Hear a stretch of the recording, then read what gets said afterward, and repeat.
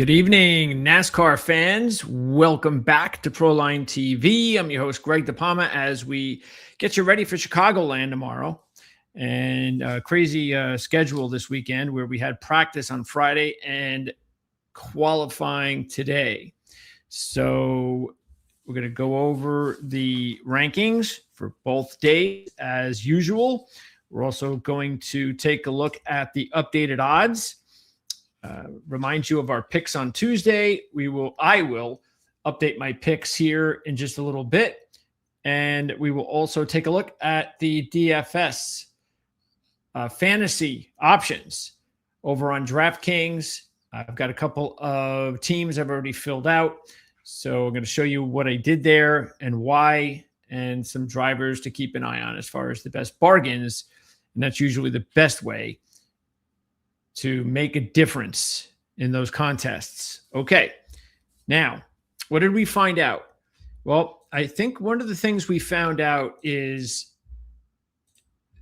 there really wasn't a big difference between what we thought was going to happen when we spoke on Tuesday based on Las Vegas and Kansas. Of course, you can check us out every Tuesday, 4 o'clock Eastern, CJ Radoon, rotowire.com. You can check out links in the description of this video right now where you can find out what CJ did. He put together his report, his DFS report for this race. He does it every Friday. There's a link where you can bookmark it. And you can also, of course, check it out here every Saturday. Just hit the link. Boom, you see the updated report. And so CJ and I gave our picks on Tuesday. And we also have a lot more time to go over in depth on everything, all of the drivers that we think are worthy of our discussion, including, of course, taking a look back at what happened last week and any of the other crazy stuff happening in NASCAR. Okay, so yeah, what we were talking about is Kansas and Vegas. Well, those are the two most similar tracks to Chicago. First time we're seeing Chicago next gen. One of the nitpicky things we talked about with Denny Hamlin, just to give you an example, was the fact that if you looked at Denny's pre-next gen at Kansas and Vegas, they were pretty good. And then he's been really good with the next gen. But at Chicagoland, really not that great at Chicago pre-next gen. And so this is the first time he's going to get an opportunity to race here in the next gen. And so we're wondering, well, what does that say? Again, we're nitpicking because he was 3-1 on Tuesday. I wonder what he's going to be today. Actually, he was 2-1 on Tuesday. Was he 2-1 or 3-1? I think he was 2-1 at Bovada. My sports book, I used the two sports books. And again, I highly recommend. Trust me, it just is the best thing you can ever do is get two sports books. Okay. You must have two sports books. In other words, if you have a couple $100 and you want to deposit that into a sports book to open an account, then deposit $100 in each. And you're usually going to end up with some sort of really nice welcoming where they're going to bonus your dollars anyway. Okay. So one of the things that we said at the time then was, well, let's see what happens on Friday and Saturday. And if he's got really good times, then all right, well, I guess maybe he will be okay at Chicago. Because remember, 3-race win streak coming into the road courses. Wipe that out. That has nothing to do with real NASCAR. And then you throw back in a 1.5 mile track, and Denny Hamlin will pick up where he left off. Even though, again, we say it all the time, and it nearly happened a couple of times with Denny in those wins where a couple of things happened on the track. He was lucky to avert danger. SVG, on the other hand, not so lucky at San Diego. This is the price you pay for going really heavy at these short-priced options. But there you see Denny Hamlin, sitting nicely. Now they were going to start on practice because, hey, why not, right? It was Friday. We had qualifying today. So Denny started off yesterday, solid run. Kyle Larson, and Denny was CJ's top pick on Tuesday. Kyle Larson was my top pick. And so he gets off to a good start yesterday in third place. Taking a look at the rest of the drivers that stick out in practice. Well, there's that Corey Heim guy again. And there's Tori, and a big surprise, right? He's driving a Toyota. There's Ty Gibbs, who really seems to be dialed in right now on Saturdays or Fridays. He's doing a real good job qualifying in practice. So he keeps that up. He's going to win more races. Cindric had a nice day yesterday. And then you see Chase. There's a Brad Keselowski sighting. I forgot at the top, Bubba. Very nice. And Riley Herbst.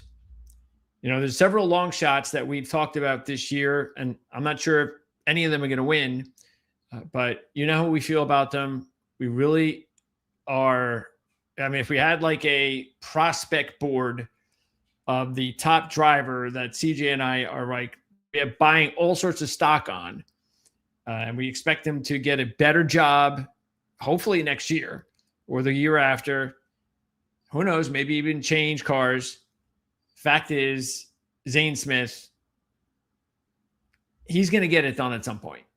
And he's definitely option number one to win a race this year out of any other potential long shots. And considering how high his odds are every week, man, I'm betting him every week. But I'm also betting Riley Herbst every week because his odds are big. Now, I don't have to put up a lot of money to do that either. 200 to 1, 300 to 1. And the reason that I'm doing that with Riley, even though Riley is nowhere near as good as Zane at this point, is that he's driving a Toyota. So he's got an edge. Toyota's dominant right now. And so there you go. Riley Herbst sitting there first in practice on Friday. Let's move on. Again, a Brad Keselowski sighting. Good for him. There's Zane. We got Briscoe, Byron, Bell. Blaney, disappointing 22nd, but, it's practice for Ryan. SVG, not so good. Another disappointing practice session for Ross Chastain. Just when Joey Logano looked like he had turned the corner, not a good day. And Eric Jones, now remember, Eric Jones was really hot before the road races, and then he got cold, and now all of a sudden he gets off to a slow start on Friday. So what happened today? Surprise, surprise.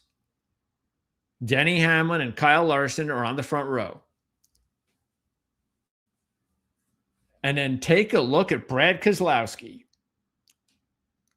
You couldn't be more cold than Brad Keselowski over the past couple of months. Now, he did show a little tiny move last week. Tiny bit. But maybe that's all it took. And he ends up with an excellent couple of days. There's Gibbs again. Bell moves up to 6th. Briscoe, same thing. Another top 10 for Wallace. Elliott and Byron round out the top 10. Then you see Reddick, 13th. Blaney. Moving on down. Herbst, who was first in practice. Cindric, not as good as practice. Same thing for Corey Heim. Joey Logano, not good. And Shane Van Gisbergen. Now keep this in mind. Shane Van Gisbergen, and all the good that he's clearly had a nice bump this season. And it's great to see because I do not want to see a driver be dominant on road courses and killing everybody and winning races, and then everywhere else he's no good. That would be the worst thing for the sport. I already don't like it as it is, but the fact that he's turned the corner and he's showing a big, I don't know how big, but big enough for me, where he's improved and he's shown that he can be more than a road course driver from time to time, but not on these tracks, not on, because it's specific, the 1.5 mile tri-oval tracks, the Kansas, Vegas, Chicago style. That's it. There's the others. I mean, we all know what happened to Atlanta, and just that's it. It's just those three. Forget Texas. So you got those three. All right. So that's why we have to look at Kansas and Vegas. It's the only thing we have.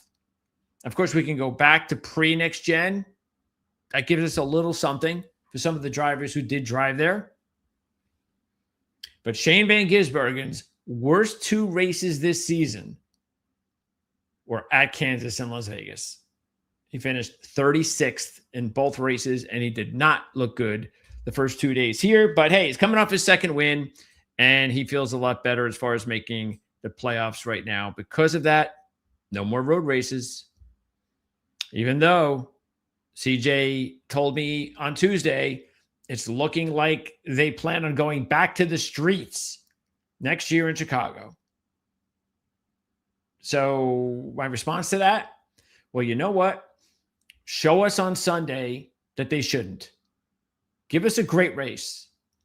Let's have one of the better races of the season, because these 1.5 mile races under the next gen car have been so much better. That's what they were designed for, and it worked. And they're not all great, but they've been much better. That's why I'm looking forward to a second Charlotte race. Thank goodness they swapped that out from the Roval. And so we'll see what they do with Chicago next year. But hey, look, if it's a boring race, if Denny or Kyle just dominates and we're sitting there and we're bored out of our skull for 3 hours, then you know what? They go to the street race. I guess I can't argue. I hope they make it very difficult to go to the street race with a big day tomorrow. Okay. Let's pop up. Oh, where are the odds? I'm going to start first of all with the top 10. Here they are. Let me pop over the contenders too. Actually, I'll leave it there. Where am I? Okay. So there's the top 10. Those are the updated odds.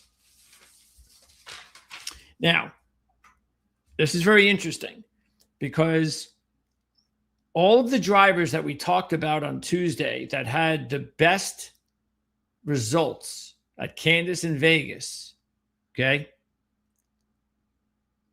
The interesting thing is the top 8 drivers, all the way down to Wallace, the top 8 drivers were the best drivers at Kansas and Vegas this year. It's as simple as that. That's the story that we found out in the last 24 hours. That is, it can't put it in better, easier terms than that. The only other driver outside the top 8, if you want to call it an outlier, that was good at those tracks and yet did not qualify in the top 8 would be Ryan Preece, because he finished 11th in both races. But he doesn't really deserve to be there, but I would have put him like, say, 9th out of the, if we had 9 drivers. So, and really that's what I'd say that. Yeah, 9. If we had to do like even it out and see a top 10, I don't know if we could, to be honest with you. I don't know if we could. Maybe I'd go with Blaney, only because of the fact that he really deserved a better fate, him and Cindric, in the Vegas race. If you take a look at it, if you remember what happened there, they deserved a better fate result-wise. I'm not going to get into why, but they just did. Okay. Anyway. Boy, Hamlin has just been a monster on these tracks. He's been a monster on these tracks last year. He continues to be a monster this year. I am actually surprised he's 3-1. And maybe the fact that two other drivers are sitting there at almost the same odds, which really surprises me, is the reason.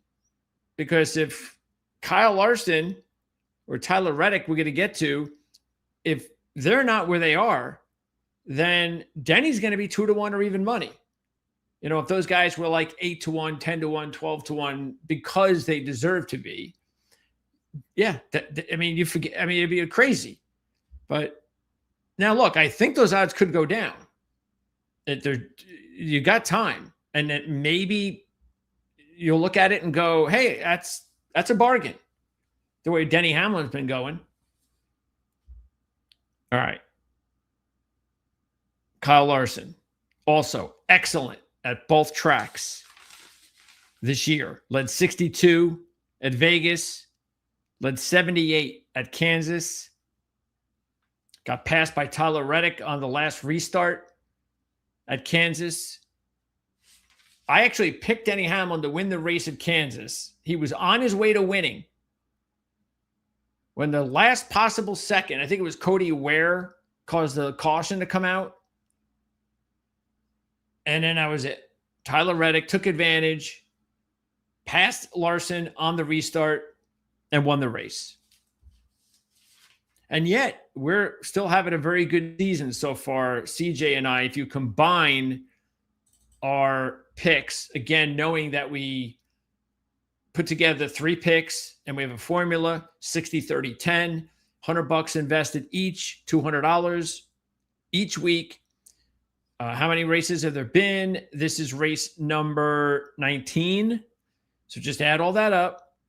And right now I have 8 wins. Let's see, let me make sure. 3, 4, 5, 6. And CJ's got 3. So we have 11 wins. And right now we are plus 1420 coming into this week. So we have to we got to keep these things going now, because we were a little over a couple of grand about 3 or 4 weeks ago. But then all this nonsense happened where Denny Hamlin kept winning races at ridiculous prices. And then we had SVG win a race at a ridiculous price. And then we had Corey Heim come out of absolutely nowhere to win a race at San Diego. So it's like there was these past 5 weeks, you can't make any money. This is as bad as it's been without question all year to try to make money in NASCAR this last 5 weeks. So let's hope that will change. But I don't know, based on what we're seeing, at least coming into tomorrow, not sure that's going to be the case. And Hamlin, just so you know, if you look at it, Tyler Reddick was first at Kansas. Pole, fastest at practice, won the race. Hamlin was second, and first at Las Vegas. So that's why when you take a look at Hamlin and Larson, they are the two that stick out without a doubt, based on if we take a look back on Sunday night and go, all right, now you got these three winners at these tracks. You can go Hamlin first and fourth and first, or Larson first and second and third, which I like. That sounds better because I have Larson. But Larson, the thing about Larson is that he's now putting himself in position to win 4 straight top 5s. And he's not like he's dominating, leading laps and that's kind of the last step for Kyle. But the man has just been on such a drought winning races that it's going to happen, especially right now, the way he's going with his top 5 run. All right. And then you've got, let's talk about some of the other favorites first in this group here. You got Bell at 12-1, still coming off the injury. Great yeoman's effort last week. Not a good practice run, as you saw, but he did improve upon his numbers in qualifying. But Bell, if you take a look at his year, it's been really solid at the 2 tracks. He led 47 laps at Kansas, and he led 31 laps at Las Vegas, finished 4th, had a very good car that day. The only thing is he's been very inconsistent over the last couple of months. Throw in the injury, that even makes him more inconsistent. But you are getting 12-1. That's pretty good. So if you're looking for some real good value, solid drivers to put your money on, Christopher Bell is not a bad idea. Then you have Chase Briscoe, another Toyota, just like Bell, getting even more at 14-1. You take a look at Briscoe, 8th at Vegas, 3rd at Kansas, coming off a strong second at Sonoma for the second straight year. Another driver that is way overdue for a win. That's why he was my second pick earlier this week. And why Christopher Bell was CJ's second pick earlier this week. Then you're looking at my official long shot this week, and that was Bubba Wallace.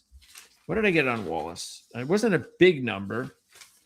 It was 25-1, which is really, and I prefer to have a bigger long shot, to tell you the truth. But I just went with it because, yeah, I mean, it's one of those things where on the formula we have, I could clear like $110. I think it's like that. If he wins, not a big deal. But still, if you look at it, his odds didn't change dramatically. And yet, since Tuesday, and yet, this is as good as you could expect. I mean, look at this. 8th and second in practice.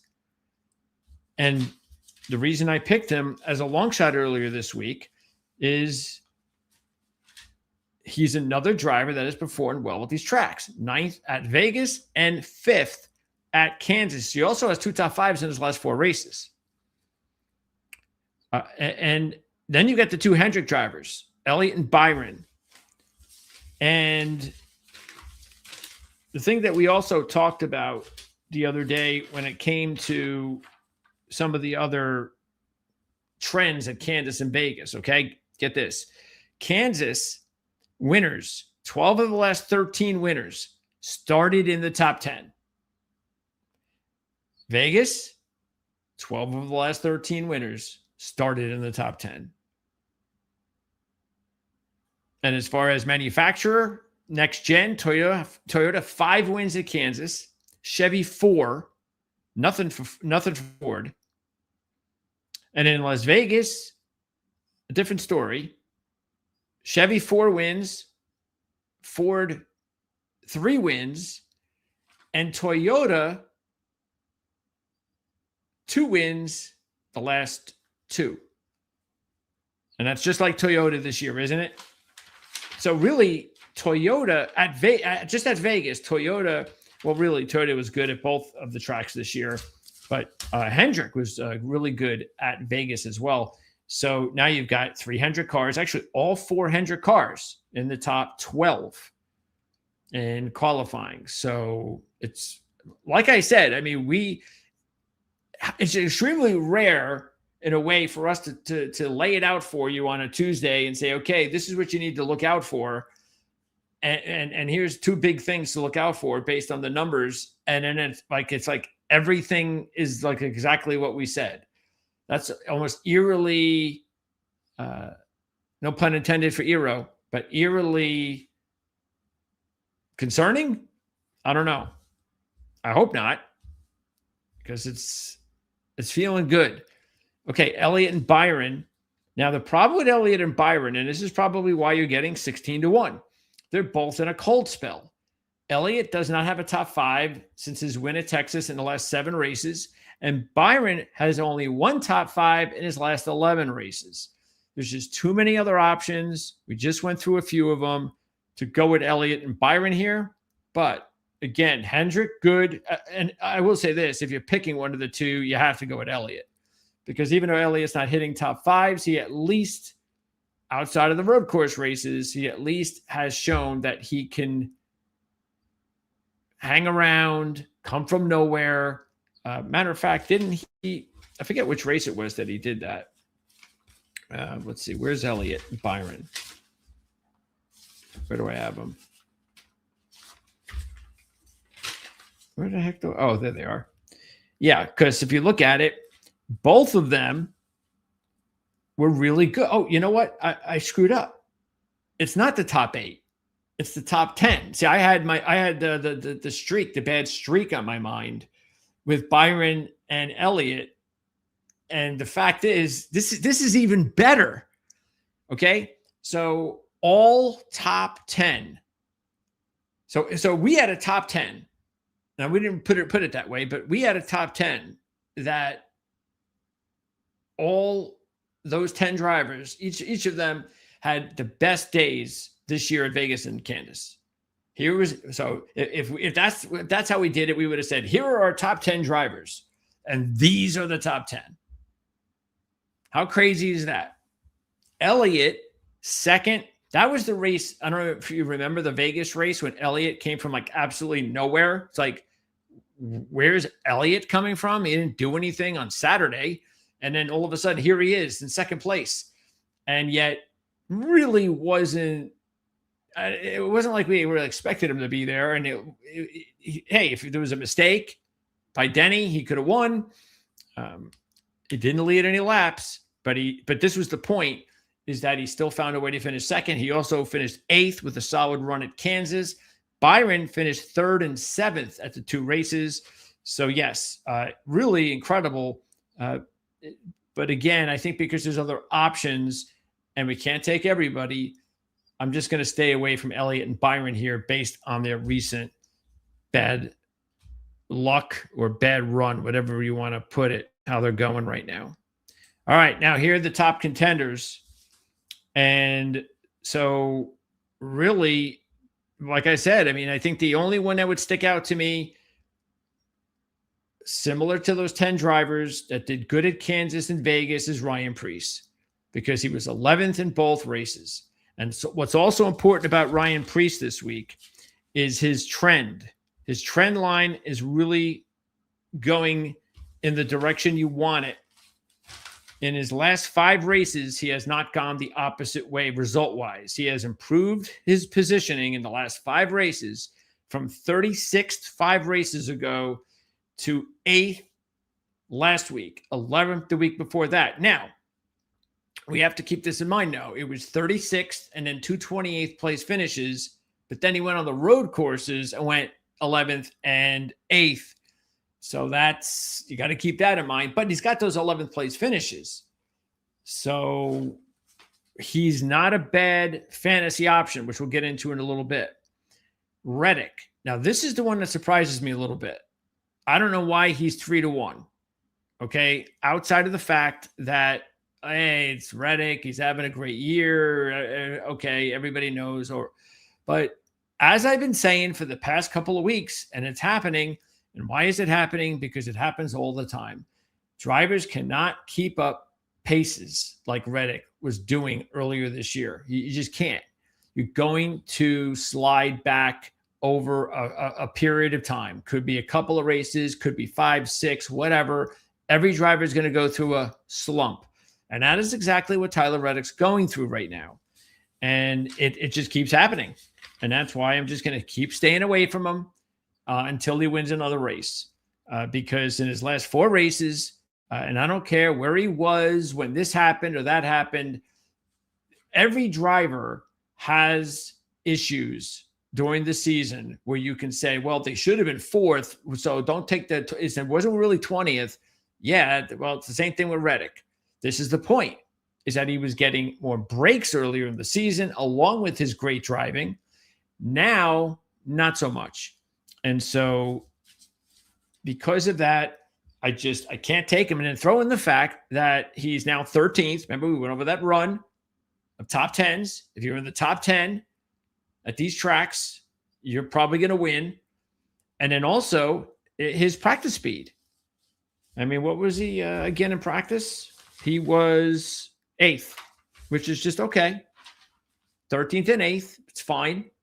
But put him at 3-1 ahead of Kyle Larson. That surprises me a little bit. He's also a Toyota. I'm sure that also has a lot to do with it. Meanwhile, we'll stick with the favorites. You got Blaney at 8-1. He's actually the only one in this group because they're all in the first group. But Blaney is like the top driver here in the top contenders and not in the top 10. And Blaney is on a nice run. He just continues now with his, he's looking now for his ninth straight finish of 11th or better. And as far as his runs this year, not so good at Kansas, much better at Vegas, even though the results don't make it appear that way. I can't take him, though, because he's driving a Ford. They're behind right now, and I'm not getting any value. If I was getting value, I would definitely consider it, because there are Fords that I will take in the contest. There are Fords I would throw a few bucks on, but I don't see any value here for Brian Blaney at this point in time. Okay, now as far as the long shots, well, the ones that really stick out the most, you got Bowman at 80-1. He won Chicago the very last race, okay, before it went out of business, basically, for NASCAR. Now they're back, and we'll see what. So Bowman's like the defending champ at Chicagoland 6 years later, whatever. And you're getting a big number at 80-1. Now, he did not have a good practice speed. That's definitely disappointing, but I would also think he's a nice option just because it's such a big number, and he's desperate to, because look, if he's going to have any chance for the playoffs, he's going to have to just top 10 it the rest of the way and win a couple of races. It's not going to happen, but we have seen Bowman go on streaks before, so we'll see if he can start doing that this week. Hocevar, I don't see anything with Hocevar this week that sticks out positively. Forget Chastain. He's just really not looking good again this week, even though it looked like there was some momentum happening. If you look at Chastain, his last 4 races, he's finished in the top 16 with 2 top 10s. So that there's a start, but he hasn't been good on these tracks, and he's slow again this weekend. Eric Jones, that's a surprise, again, considering where he was just before they went to the road course races. His previous 4 races before the roadies were 6th, 2nd, 11th, and 13th. And he also has 2 top 10s in 3 races at Chicago pre-next gen. So 80-1. Also, Bowman, not a bad idea if you want to throw a couple of bucks and put him on your fantasy team. Cindric could also be interesting because, like I said, like Blaney, very deserving of a better fate at Las Vegas. Cindric, top 10 practice run. So, and he's also in a good groove right now. Cindric has 3 top 15s in his last 4 races. He did finish 12th at Kansas. Look, Corey Heim, if he wins 2 races in one season based on that schedule, it's going to be the craziest thing I've ever seen. So if he does it, I'll bow to him. Joey Logano, 66-1. That's just maybe all you need to know. And then you've got the 2 really big long shots there. We talked about Riley Herbst and, of course, Zane Smith. So those are the 2 that you really need to keep an eye on, especially Zane Smith, because he's just getting close. 4 top 10s in his last 9 races with 2 top 5s. Mind you, he's in the same group out of all these other drivers that have like 1 top 10 in their last 20 races, or no top 10s in their last 7, or no top 20s in their last 5. You know, it's just, he's in those groups. And so I just think, what was he the other day? What were his odds? I think they were a lot bigger than this. What could you have got? Yeah, you could have gotten 250-1 on Zane Smith on Tuesday, which I did. 80-1 is still nice, but they're just going to keep disrespecting Zane. And I'm telling you, he could win sometime this year. I don't care if it's on a super speedway. And I know the odds aren't going to be as big, but hey, I'd pick him every race if I was you. Not a big investment. Oh, and Bowman is TJ's top long shot pick from the show on Tuesday. Let's now take a look at the fantasy lineup. I have 2 of them this week. Now I've had two different strategies. or one strategy laid out two different teams. So I'm keeping Hamlin and Larson for both teams. I don't usually do this, but I just feel that based on everything we just went over and the way they're lined up in the front row, that this is just a week I want to have both of them. So that's what we're doing. We're going to go all out with both of them. A lot of money. Okay. But I'm still able to get Wallace and Keselowski in there. And then I had to go ahead and get, I had one long shot in Preece and then a really big long shot in Custer. One of those situations where you're like, I really don't want to have to take a driver all the way down here. But this is what happens when you take Larson and Hamlin in the same lineup. The only other options, as you could see here, were I think it was Gilliland, Dillon, Ware. That's it. Oh, and Yaley. So I went with Custer. Custer has a very good resume here from the O'Reilly series. He's raced here 3 times. He has 3 top 10s and 1 win.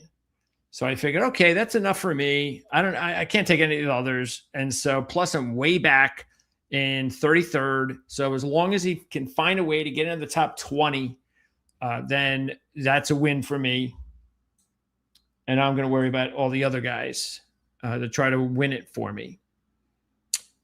Let's go through this because I'm going to show you what I did with my other team as we scroll up here.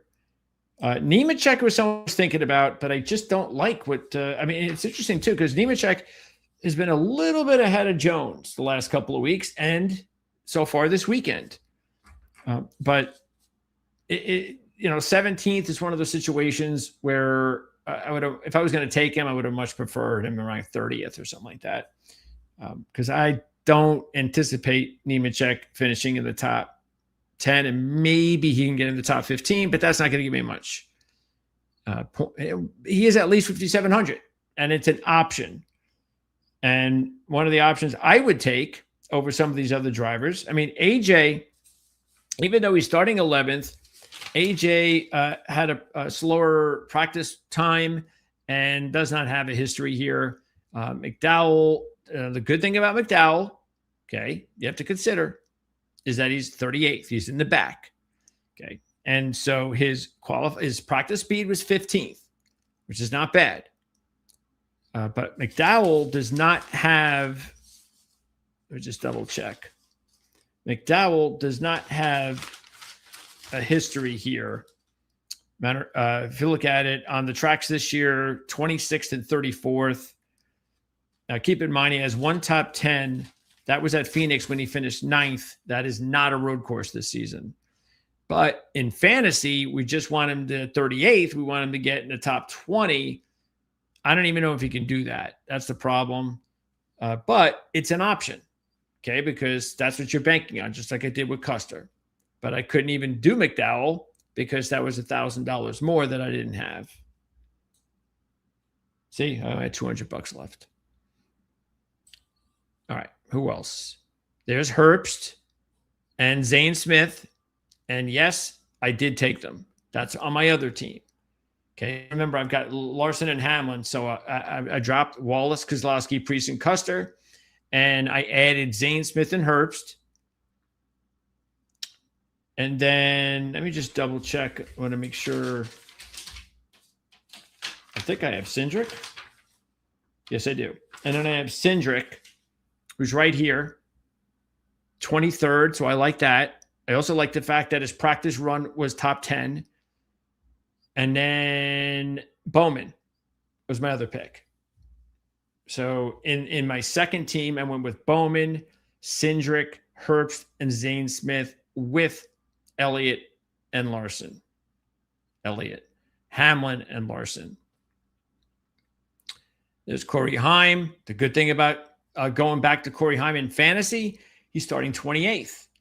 Okay. And his practice run was 6th. So, and he's driving a Toyota. So it's another solid option. Corey Heim. Suarez does sort of like Hocevar, just not seeing it this week. Forget about Chastain.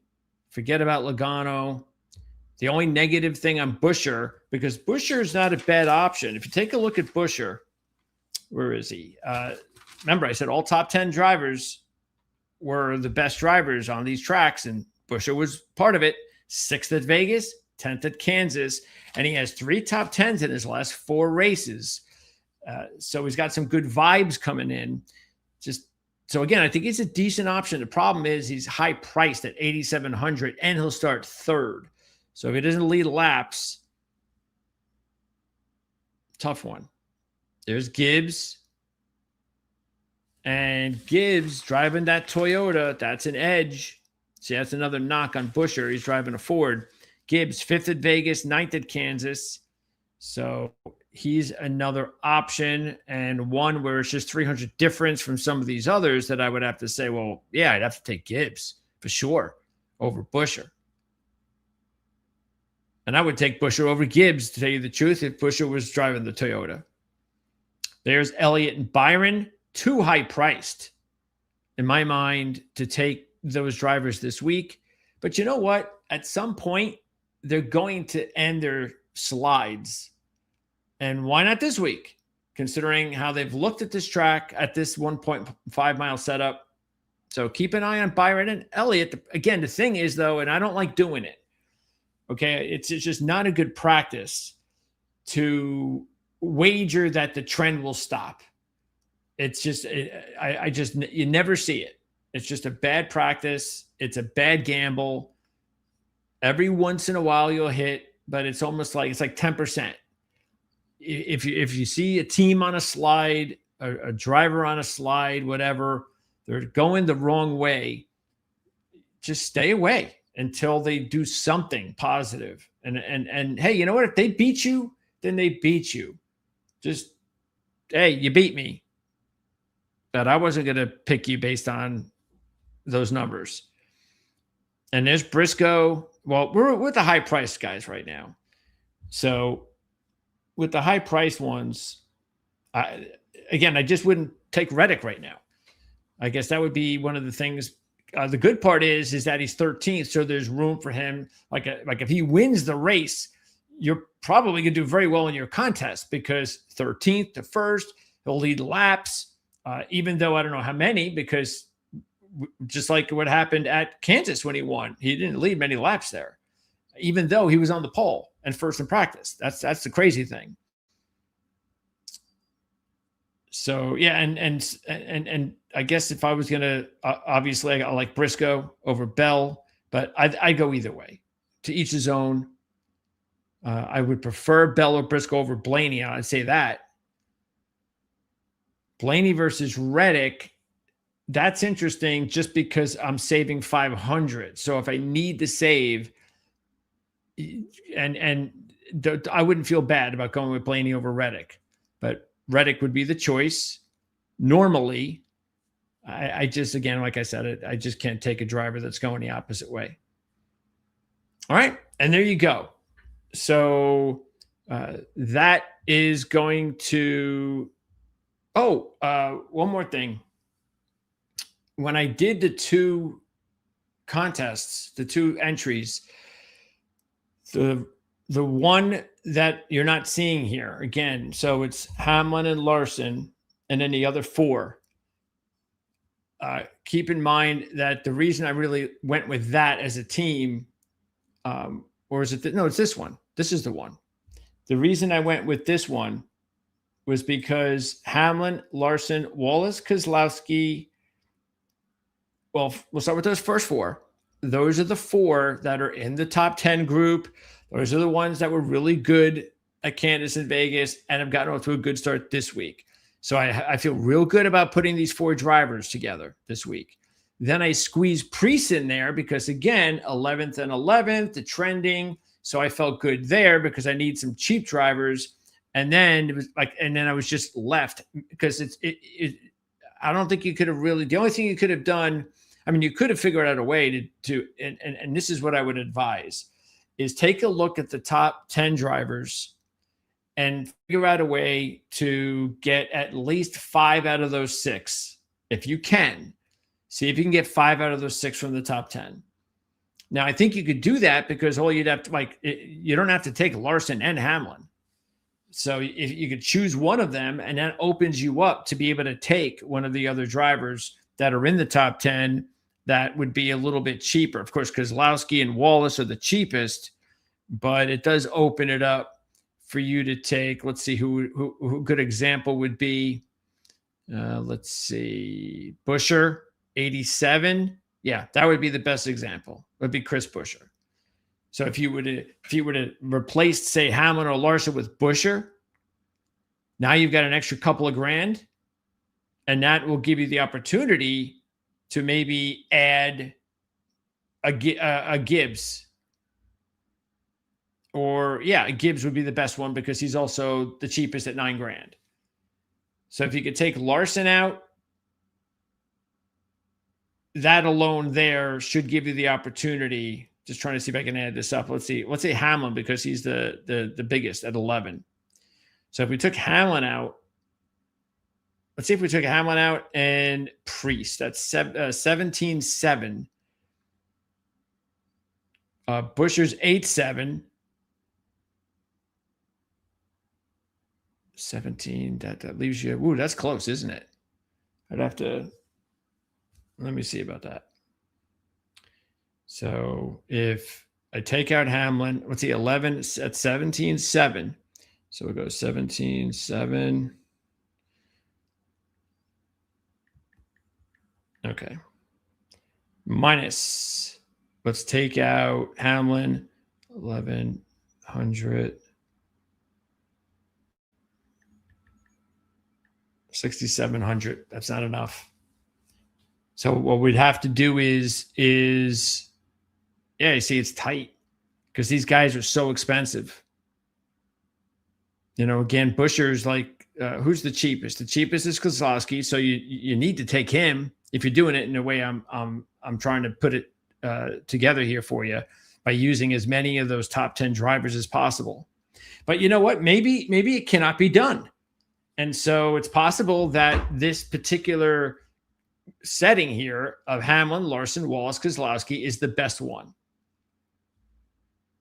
And I would like to think that was the case. Oh, that is going to wrap it up. So just quickly, qualifying, Toyota, big surprise. They won the weekend. Toyota, 5 of the top 8 in qualifying, plus the pole sitter, 5 of the top 6 in practice, plus the fastest driver. Then Ford would be second. Barely, but Ford ekes out Chevy. 2 of the top 4 in qualifying, 4 of the top 13 in practice, while Chevy had just 1 of the top 8 in qualifying and 3 of the top 11 in practice. So that's a nice thing for Ford drivers. So if you're thinking about some Ford drivers, I got Zane Smith, I got Priest, I got a few of them, Keselowski. And also, let me see if there's any other trends from the other day that I can throw in there for you. No, I think we gave you everything, so that's good. I think we're good. So I think that's going to wrap it up. If you have any questions at all, let me know. Love to hear what you have in mind. If you got your picks, whether it's the fantasy team, if you ever want to compete with me in the fantasy, I'm open to do that, but make sure you let me know in advance, because obviously I got to know who it is. Otherwise, I'll be back with CJ on Tuesday for Atlanta. We're going to preview Atlanta. So at least these next couple of weeks, it kind of feels refreshing again to get a tri-oval. Actually, they're both 1.5 mile tracks. So we got these, but basically we got a tri-oval and we got a super speedway. That's the lingo we're going to go with. And that to me is refreshing. So I'm looking forward to it. Fingers crossed that we have a really good day tomorrow, weather-wise as well. And if you're with me and you do not want to see Chicagoland be replaced by the streets again next season, then hope for a really good race on Sunday. That could really determine the fate of Chicagoland. I don't think it's going to, because I'm sure whatever they're doing sounds very fishy to me. Like, why would they do that? The whole idea to go back to the Chicagoland should have been And what we thought was, because the same thing happened with the switch from the Roval to a second race on the 1.5 mile track, was based on the next gen.